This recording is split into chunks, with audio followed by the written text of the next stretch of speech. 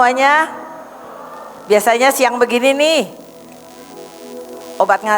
biasanya apa? Jangan menghormati saya yang di depan ya. Kalau menghormati itu begini.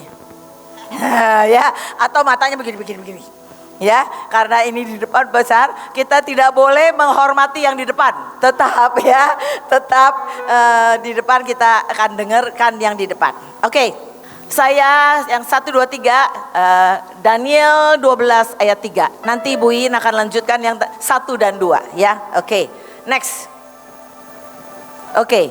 Saya tadi pagi kita sudah dengar dari Bu Linda dan Pak Yus bagaimana menjadi bersaksi dan menuntun. Dan juga kita sudah dengar juga bagaimana Pak Yus katakan kita bersinar. Tapi sekarang yang saya mau bahas adalah kendalanya. Sering orang bilang gini, saya mau bersinar, saya mau seperti itu hidup bijak, tapi kenapa nggak bisa-bisa? Kenapa kalau saya pulang tiba-tiba saya melempem? Karena apa? Saya nggak mengerti, saya nggak tahu apa yang terjadi dengan hidup saya. Makanya saya mau sharing tentang kendala hidup bijak dan menjadi bintang atau pemimpin yang bersinar.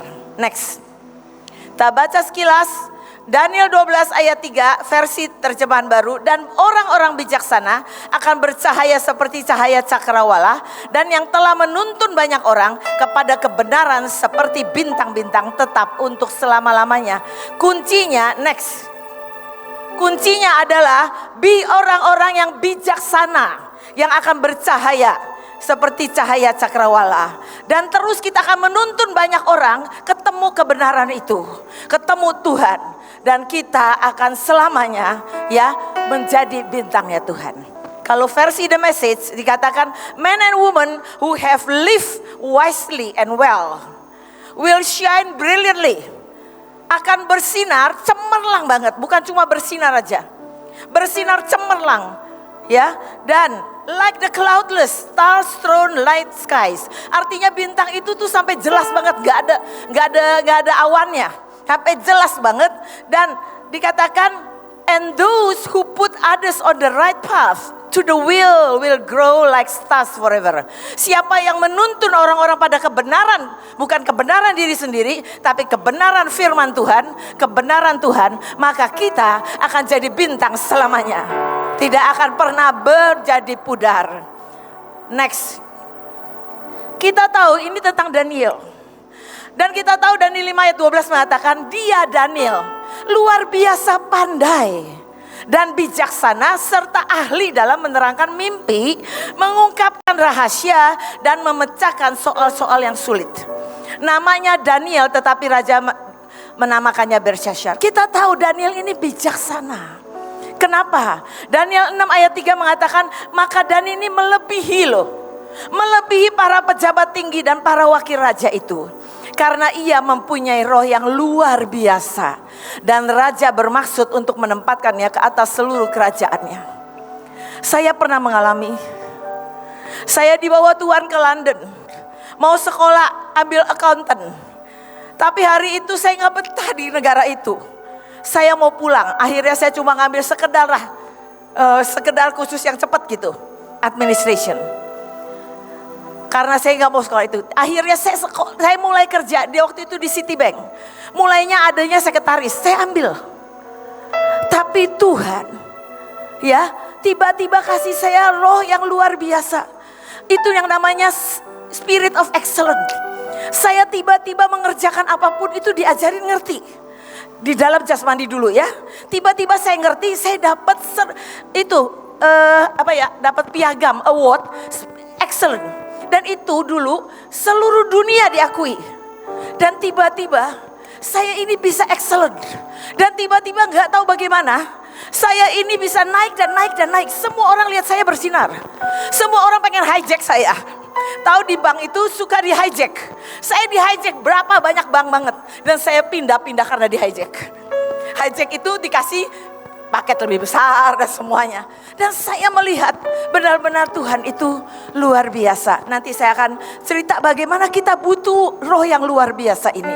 Untuk mengerjakan, untuk merespon seperti yang Tuhan mau. Next. Apa sih menurut Alkitab tentang bijak. Amsal 3 ayat 7 mengatakan, janganlah engkau menganggap dirimu sendiri bijak. Takutlah akan Tuhan dan jauhilah kejahatan. Takut akan Tuhan bukan karena pengertian diri sendiri. Tapi kita takut akan Tuhan bukan cuma di bibir mulut. Tapi kita lakukan seperti yang Tuhan katakan. Karena Tuhanlah yang membuat saya naik. Dan selamanya sampai di pelayanan saya gak pernah jadi ekor. Seperti firman mengatakan kita ditentukan menjadi kepala, bukan ekor. Tapi mari kita belajar kendalanya apa? Kendalanya apa? Oke, Matius 7 ayat 24a mengatakan, setiap orang yang mendengar perkataanku ini dan melakukannya, ia sama dengan orang yang bijaksana. Kalau kita taat aja sama firman Tuhan, kita akan lihat apa yang kita tidak pernah pikirkan itu terjadi. Bahkan kalau kita mau taat, jangan cuma taat sama Tuhan yang kelihatan, taat sama pemimpin. Ya, sampai kecil-kecil, urusan saya ini mau ulang tahun, biasanya saya minta pemimpin saya doakan. Dan biasanya apa yang dia katakan, saya taat. Dan saya melihat Tuhan bukakan semuanya. Karena kadang-kadang, aduh susah bener sih suruhnya. Tapi saya taat. Dan saya melihat ketaatan kepada siapapun yang di atas kita. Itu membuat kita berhasil. Amsal 14 ayat 15 mengatakan, orang bodoh percayakan segala yang dikatakan orang percaya kepadanya. Tapi orang bijaksana mempertimbangkan baik-baik segala tindakannya. Sebelum kita membuat keputusan, timbanglah dan hitunglah dulu segala risiko. Bapak Ibu, pasukan terdahsyat, apapun yang kita kerjakan dan katakan semua ada resiko, betul gak? Kita tegur orang ada resiko, kita muji orang juga ada resiko. Semuanya ada resiko, tapi kita mesti punya keberanian ilahi, di mana arus yang dibicarakan dikatakan. Oke, next. Ya, tadi saya sudah katakan, mengapa begitu banyak orang gagal tidak bisa menggenapi hidup. Next.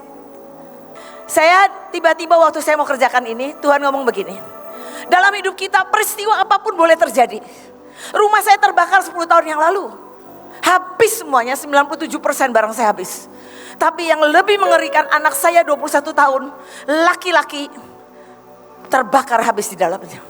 Saya sudah melayani 21 tahun. Mendengar suara Tuhan selama 21 tahun. Tapi hari itu tidak ada tanda-tanda kalau Tuhan bilang rumahmu akan terbakar. Tapi hari itu saya mengerti. Ada survei mengatakan semua peristiwa yang terjadi, mau berat kayak apapun, mau ringan kayak apapun, itu bobotnya cuma 10%. Sisanya adalah reaksi kita, bobotnya 90%. Kenapa dikatakan begini? Ya, kalau bahasa Inggrisnya, life is 10% what happens to me and 90% of how I react to it. Hidup adalah 10% hal yang terjadi pada kita. Dan 90% bagaimana kita meresponnya. Hari itu, kalau saya bilang, Tuhan tega banget sih. Saya sudah tinggalkan semua. Hari itu Bapak Ibu, kita tahu sering dengar suara yang lain. Hari itu ketika kejadian itu, begitu kejadian, saya kayak ibu yang tidak berdaya. Karena saya lagi tidak di rumah. Anak saya sama suami saya. Tapi tiba-tiba saya tahu satu, saya harus kontak telepon bos terbesar saya, yaitu Tuhan Yesus sendiri. Saya doa tiba-tiba mati. Tiba-tiba anak saya telepon kakaknya, karena kami berdua pergi ke tempat lain. Dan hari itu, saya terakhir waktu kakaknya Nancy angkat dan mati, Tuhan baru ngomong gini, anakmu pingsan, cepat pulang. Hari itu karena pagi-pagi jam 3 itu tidak ada kemacetan. Tapi hari itu saya memilih untuk percaya kepadanya. Karena apa? Karena udah gak ada jalan yang lain. Panik juga gak bisa apa-apa. Saya memilih untuk percaya.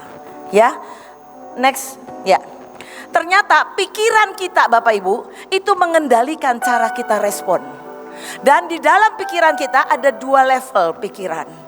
Yaitu pikiran sadar, pikiran bawah sadar. Ini saya pernah sharing tentang di mana inner child. Tapi hari ini tentang alam bawah sadar.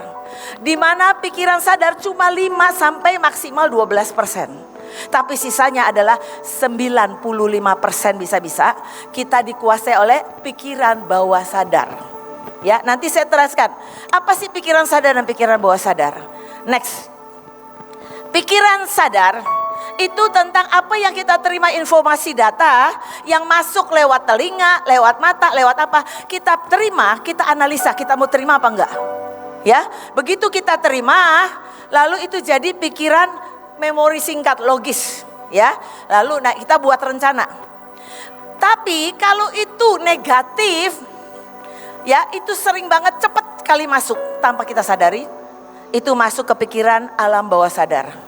Alam bawah sadar itu menerima info atau data tanpa bantahan. Apalagi dengan emosi.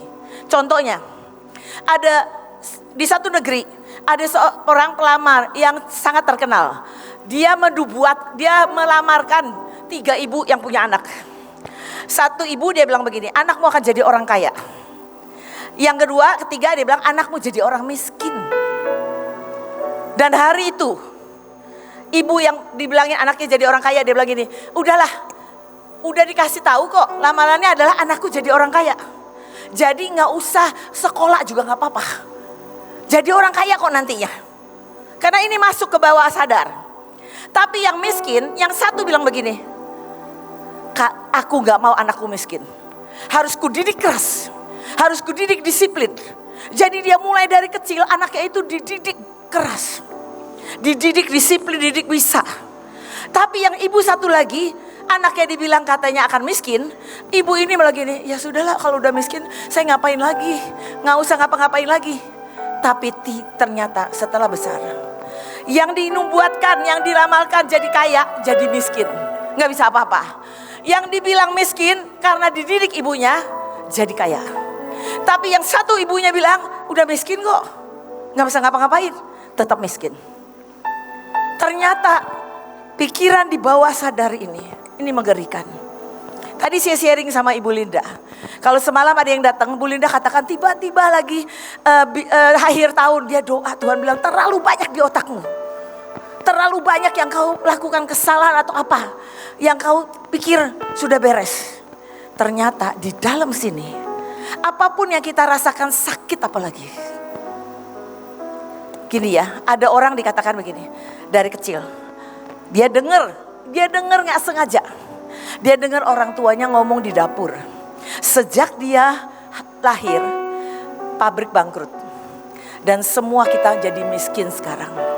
Tiba-tiba anak ini seperti mengerti begini, aku ini bawa sial. Sampai akhirnya dia besar, harusnya anak ini ceria. Sampai dia besar, dia rasa dia ini yang bawa sial. Kemana-mana dia bawa sial, dia bawa sial. Ini otak ini, begitu kita terima dan mengendap, dia akan mewujudkan apa yang kita pikir kebenaran itu. Akhirnya dia bilang dia bawa sial, apapun yang dia kerjakan, dia merasa dia gak bisa. Dia merasa semuanya aku gak bisa kok, aku bawa sial, aku bukan bawa keuntungan. Sampai satu hari, dia dapat orang katakan gini, engkau ini gak bawa sial. Engkau ini dipanggil Tuhan jadi pengusaha hebat. Tiba-tiba dia nangis karena dia ingat kata-kata itu. Ternyata itu terekam dari kecil sampai besar. Padahal Tuhan nubuatkan dia akan jadi pengusaha hebat. Sampai dia berurusan dengan itu, baru dia jadi orang besar. Kenapa kita tidak bisa hidup bijak? Karena respon kita ditentukan dengan pikiran bawah sadar. Kalau dari kecil dikatakan gini, engkau tidak pernah akan berhasil. Karena lihat aja, semua keluarga kita tidak ada yang berhasil, memang miskin. Nanti waktu besar sudah mulai bisa, ada banyak hal yang kau bisa kerjakan. Tapi setiap kali begini, aku bisa ya. Di dalam sini begini, nggak cocok nih, di sini bilangnya nggak bisa. Nggak bisa aku. Ya, jadi Bapak Ibu, di pikiran bawah sadar ini ada kebiasaan positif atau negatif. Tapi juga ada persepsi, intuisi dan nilai-nilai hidup. Dan terutama ada emosi, perasaan. Semua mainnya di emosi. Kalau pikiran sadar yang sebentar itu logik. Tapi pikiran bawah sadar non logik. Semuanya nggak seperti yang dipikirkan. Jadi memori pikiran bawah sadar kalau kita tidak deal with it, tidak selesaikan itu berdampak ke perilaku kita. Saya suka ngamati orang. Ada orang dari kecil penuh ketakutan. Dia pikir dia udah beres penuh ketakutan. Tapi setiap kali dia ngerjain apa, dia ini peka. Setiap kali dia kerjain apa, dikotorin dengan pikiran bawah alam sadar, ketakutan. Setiap kali dia akhirnya keluar mimpinya ketakutan. Padahal gak ada apa-apa yang kita lihat. Tapi dipengaruhi karena perilaku kita itu akan pikiran bawah sadar ini akan mempengaruhi. Di balik itu kita tahu Yusuf pernah mimpi cerita sama saudaranya. Tapi dia akhirnya dimusuhin saudaranya. Sampai akhirnya ketika kita tahu ceritanya, dia dimasukin ke sumur dan macam-macam. Tapi dia dari kecil sudah pernah mendengar bapaknya cerita tentang pendahulunya yang luar biasa. Di otaknya bilang begini, Tuhan pasti menyertaiku. Makanya dia jalan dan dia percaya. Tadi saya lagi siapin sebentar, Tuhan ngomong gini, kenapa engkau bisa lolos 10 tahun yang lalu? Karena di dalam bawah alam sadarmu sejak engkau bertobat, kunci ayat kuncimu adalah Roma 8 ayat 28.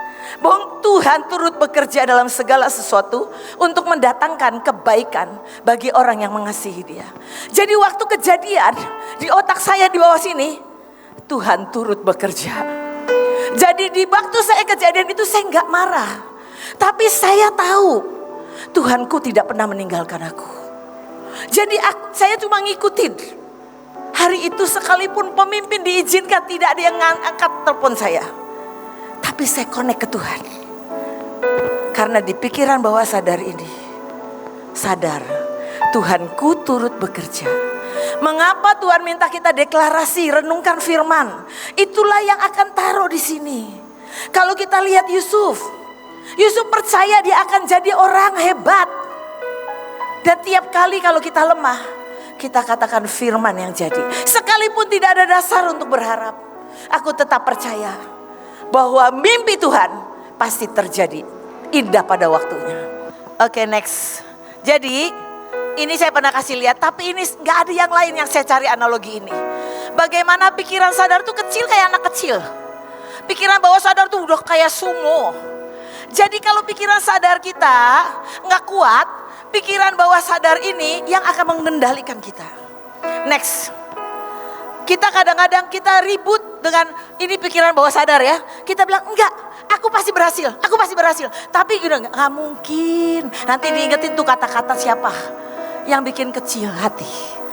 Akhirnya pikiran sadar dikalahkan oleh pikiran bawah sadar. Banyak orang sudah dengar ini bagus ya, tapi gak pernah bereskan itu. Ujungnya gak pernah ada perubahan. Hari ini saya berharap semua pasukan terdahsyat deal with it. Terutama memori yang luka, memori yang negatif. Next. Jadi begini ya contohnya.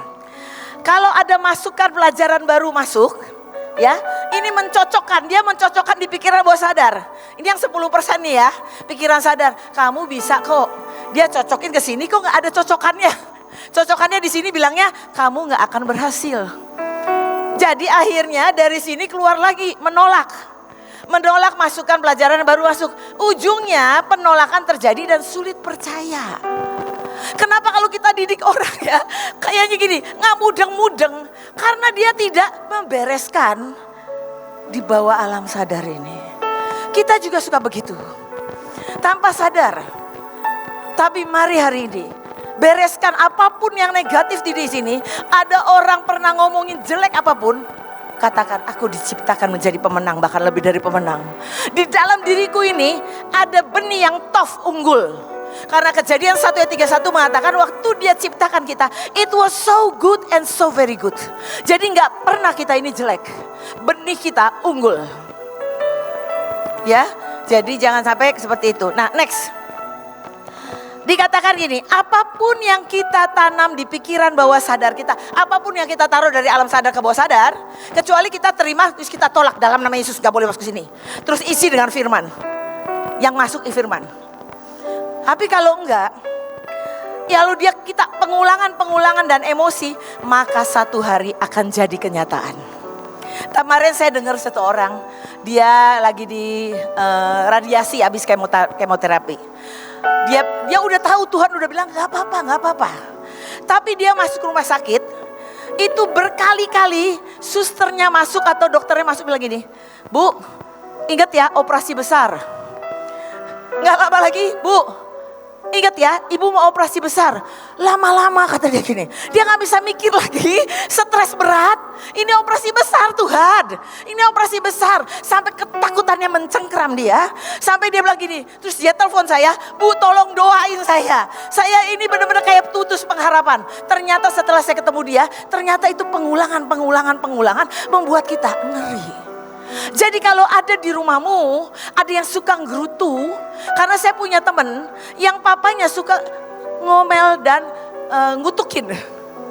Kalau engkau lihat begitu setiap kali, kebas. Dalam nama Yesus, balikin keadaan, bilangin, aku diciptakan, penciptakan semua yang terbaik akan terjadi dalam hidupku.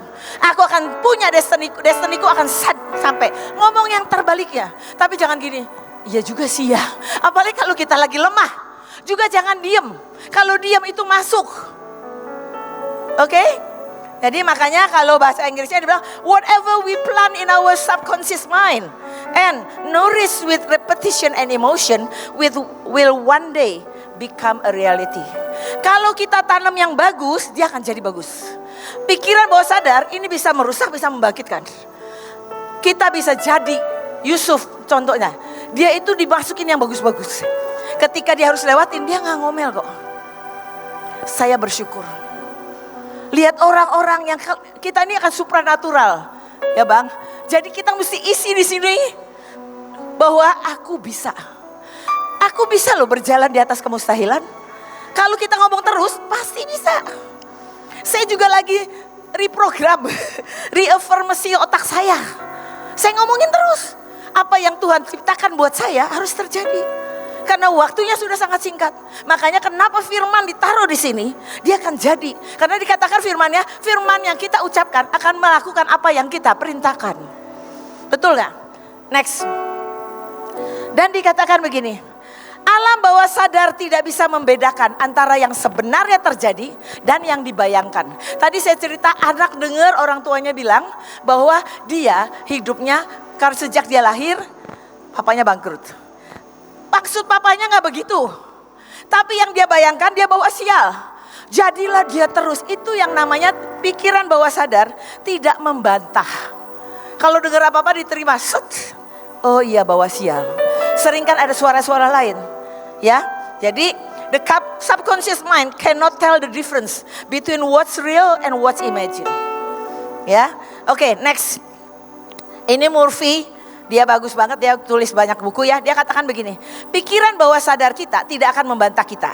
Dia menerima apapun yang pikiran sadar katakan. Jika saudara mengatakan saya tidak sanggup, maka pikiran bawah sadar akan mewujudkan itu jadi kenyataan. Kalau bilang gini, gak bisa nih, gue gak bisa, aku gak bisa, ujungnya gak bisa.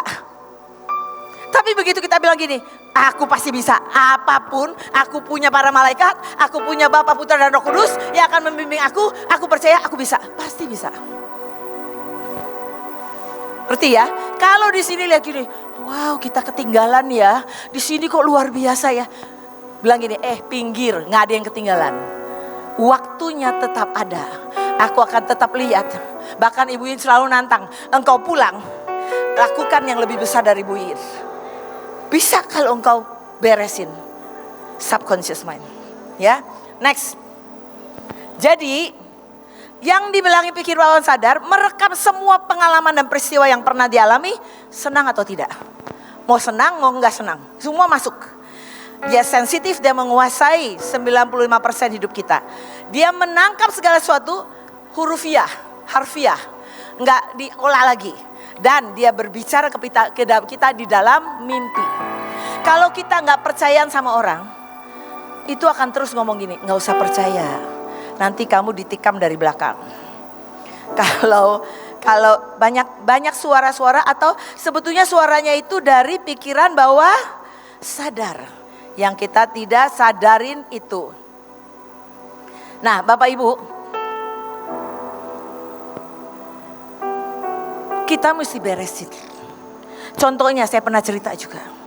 Kalau saya ngalamin dari kecil, saya nggak ngalami masa kecil yang luka, nggak pernah.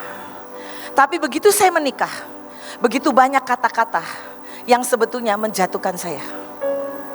Saya biasanya, kalau dibilang gini, kamu pikir kamu itu, ya, karena pasangan saya belum bertobat, jadi selalu keluarnya tuh kata-kata yang ingin menjatuhkan saya. Dia bilang begini, kamu pikir kamu hebat, kamu pikir kamu baik, nggak baik tahu, katanya gitu. Saya biasanya bisa jawab, memang Pak, semua orang nggak baik. Dia bilang apalagi di gereja, memang Tuhan datang buat orang tidak baik, bukan buat orang baik. Jadi saya bisa jawab.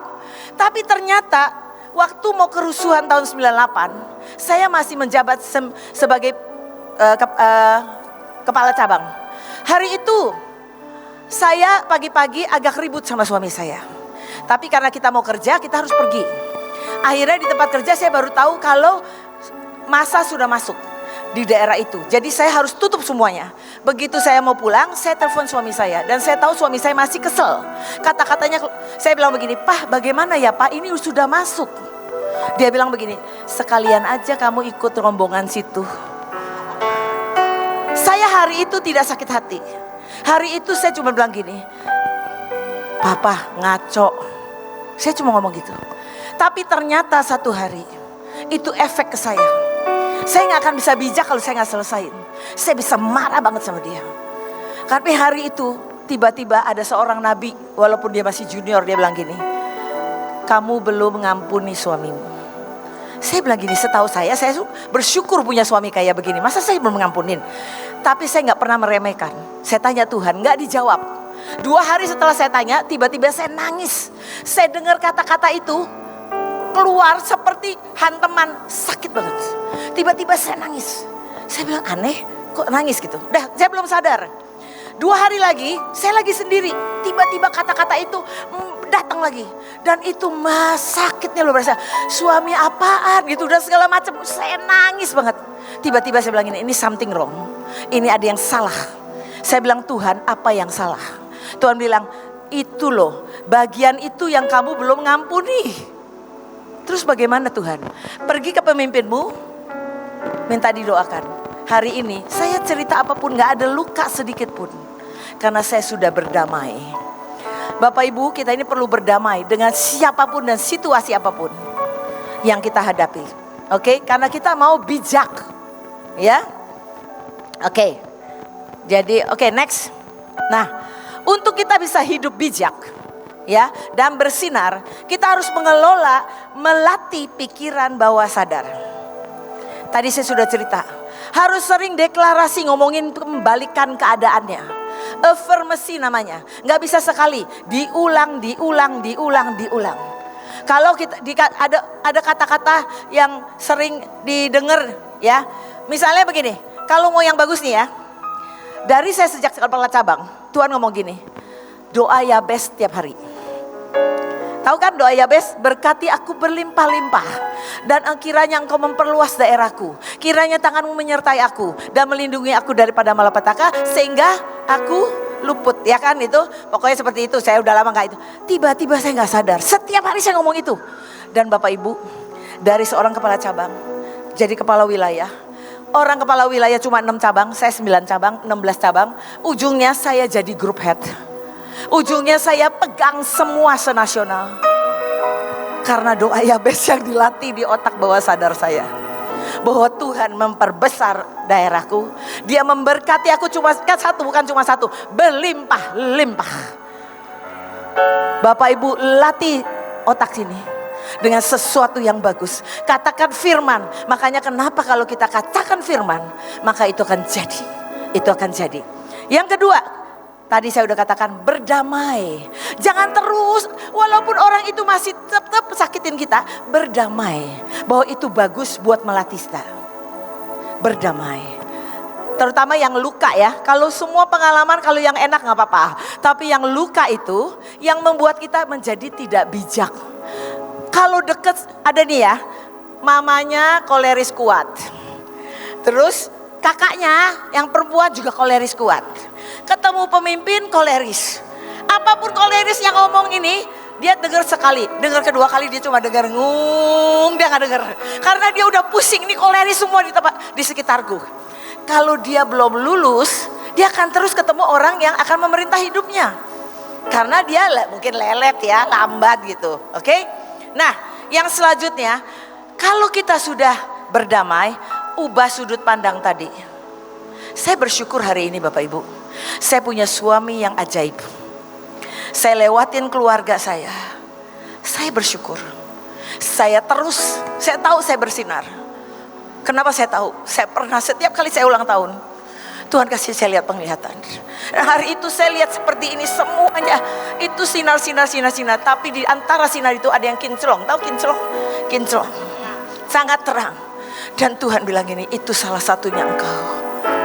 Karena engkau mau taat dalam hidupmu. Engkau mau bersandar dengan aku. Aku buat engkau ke dunia sana. Bahwa hikmat Daniel ada dalam hidupmu. Ketika saya mau keluar dari bank, semua board of directors, direksi tanya saya kenapa mesti keluar. Saya bilang, saya gak bisa bilang Tuhan berkata. Saya cuma bilang sudah waktunya saya mau sosial. Ya sosial aja kata dia. Lu masuk kerja aja gitu. Gak bisa Pak. Karena saya ini biasa jadi panutan role model. Kalau bosnya hilang terus, anak bos saya kacau semua. Saya bilang gak bisa. Tapi saya tahu. Sampai hari ini kalau mereka minta nasihat, mereka percaya kalau nanya ke saya. Biar kita jadi orang yang tetap bersinar sampai kapanpun. Mau dimanapun kita bersinar. Dan kita dimintain nasihat karena kita bersinar. Bapak Ibu, selanjutnya kalau kita maunya satu lagi adalah visualisasi. Kita ini misalnya ya, kita bilang gini, aku percaya satu hari ini aku akan jadi orang yang berdiri di depan. Aku akan lakukan apapun, tiba-tiba aku gak usah sentuh. Mereka semua dilawat Tuhan. Kayak Kathryn Kuhlman ya, tiba-tiba kau bayangkan itu. Kalau engkau sering-sering membayangkan itu, satu hari jadi. Satu hari jadi. Jangan kau bantah itu, visualisasikan. Dan yang terakhir, terus ya. Makanya saya suka sama Bang Simon, ngomongin terus sampai rekaman ngomongin terus. Kenapa? Kalau kita baca, dengerin firman ya, tiba-tiba kita bangun, firmannya pas. Betul gak? Kalau kita tidur diiringin sama firman, khotbah. Kemarin saya diiringin sama khotbahnya Bevis terakhir. Padahal dari Bu Iin, Pak Agung campur-campur. Tiba-tiba Bevis, kaget saya. Begitu bangun. Padahal saya cuma tahu mau bangun aja gitu. Saya ke toilet. Wah Tuhan, ada apa? Karena Roma 8 ayat 28 mengatakan Tuhan turut bekerja dalam segala sesuatu. Dalam saya bangun pun Tuhan maunya seperti itu. Ya. Next. Dikatakan begini, if you don't make peace with your past, it will keep showing up in your present. If it hurts you, it will always hurt you on and on.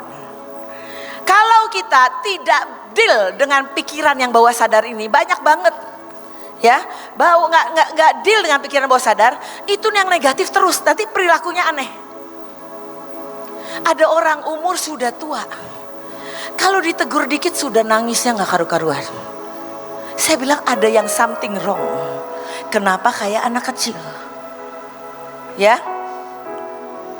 Jadi itu akan menghambat kita menjadi hidup bijak dan bersinar. Next. Saya kasih kuncinya, ada 3C. Seorang bintang atau pemimpin yang bersinar merespon dengan bijak. Di bagian kanan ya. Bagian kiri, kalau ada masalah dia cranky, marah.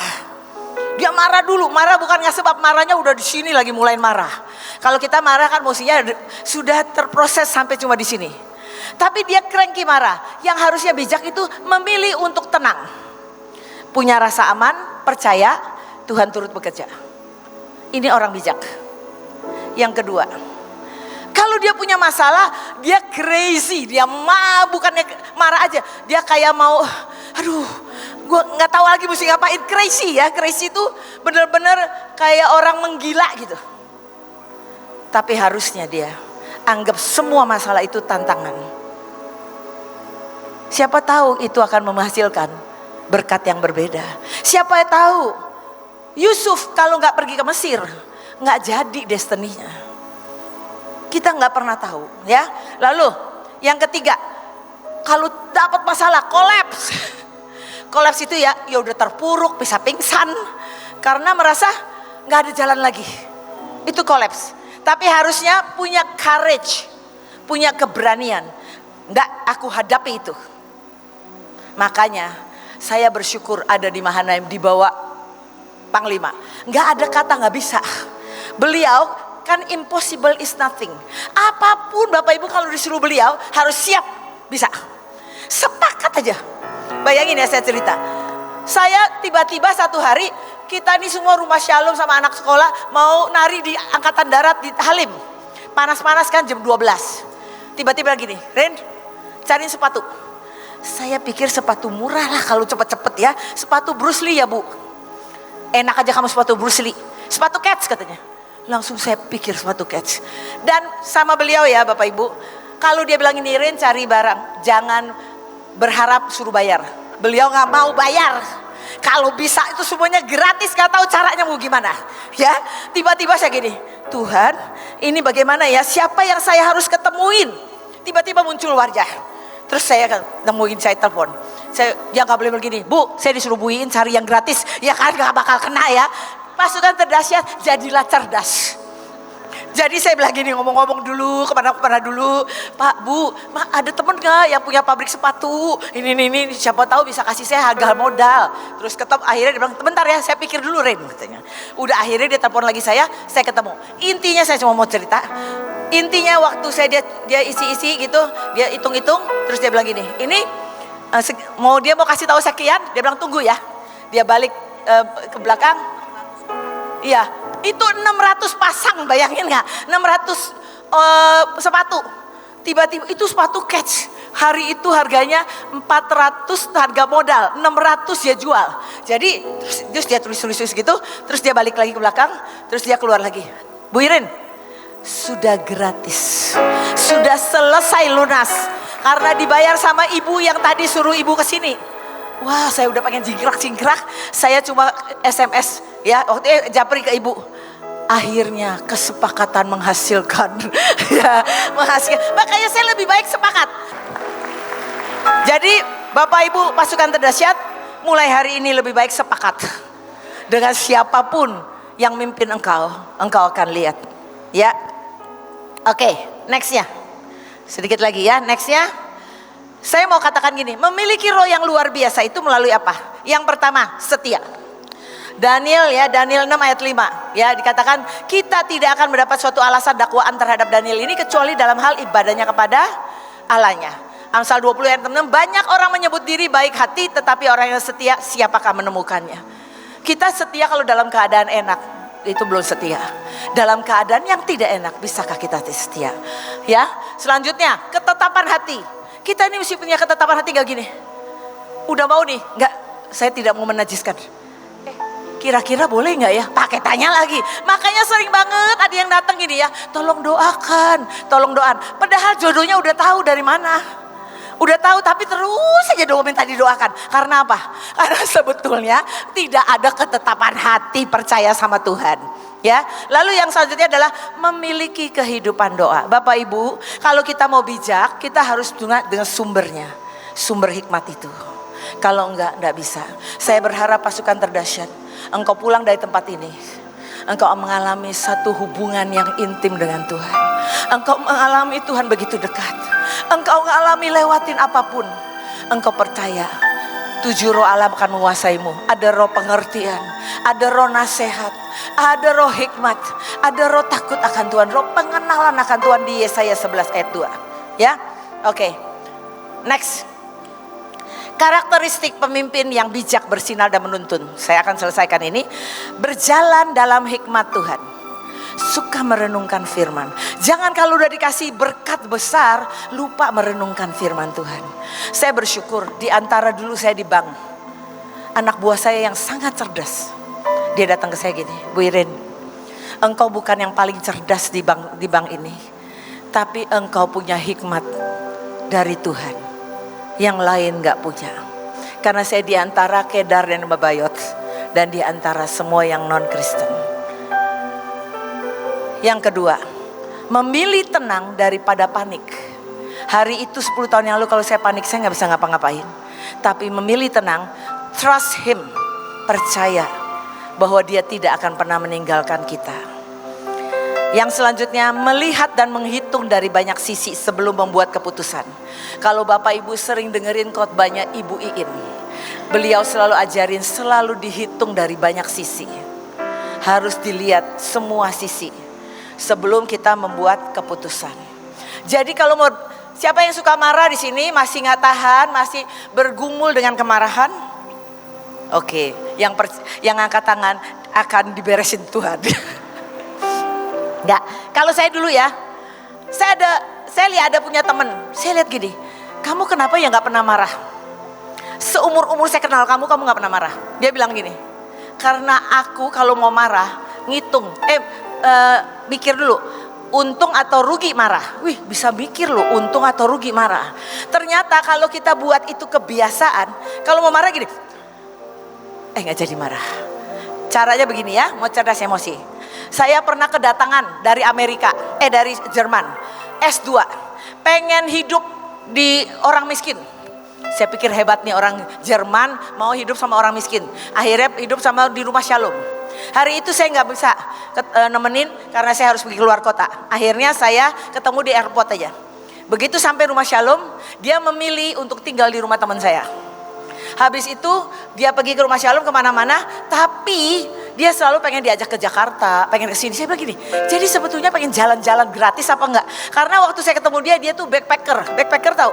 Cuma pakai backpack, nggak ada kabarnya. Ini biasanya gratisan. Akhirnya saya pulang hari itu, saya mau marah. Saya duduk di sini seperti biasa kalau di sana juga situ. Beliau duduk situ. Saya ini mau marah. Anak buah saya sudah tahu saya mau marah. Terus saya bangkit, saya jalan ke situ dong.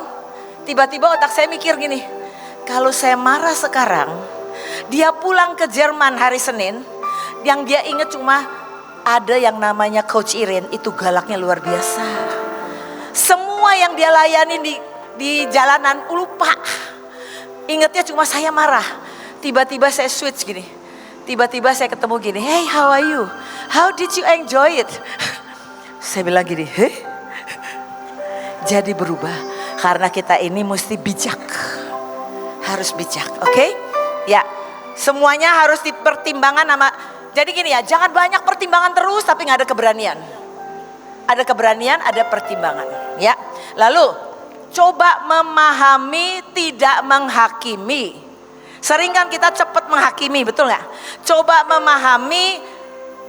Jangan cepat-cepat menghakimi dan tidak menyimpan dendam. Orang bijak, kesaksian langkah-langkahnya akan menuntun banyak orang kepada kebenaran firman Tuhan. Saya tutup di sini. Saya mau katakan, siapa yang mau minta roh yang luar biasa, saya cuma bisa katakan, Tuhan, Engkau lihat pasukan terdahsyat. Engkau pernah membawa hamba mengerti bagaimana merespon yang terbaik. Bukan yang aku mau, bukan yang aku pikirkan, tapi yang Engkau mau, sekalipun itu tidak masuk akal, sekalipun itu sakit Tuhan. Tapi aku mau Tuhan punya roh yang selalu lekat dengan Engkau, bersandar dengan firman-Mu dan berjalan dalam kebenaran-Mu, sehingga kami menjadi orang-orang yang bijak, yang akan bersinar sampai kapanpun. Kami pulang, kami akan bawa lawatan itu. Kami akan lihat Tuhan, langkah-langkah kami sekalipun tidak masuk akal, sekalipun mengerikan, kami akan berjalan dengan Engkau. Berikan kami roh yang luar biasa ini. Di dalam nama Yesus kami mengucap syukur. Amin.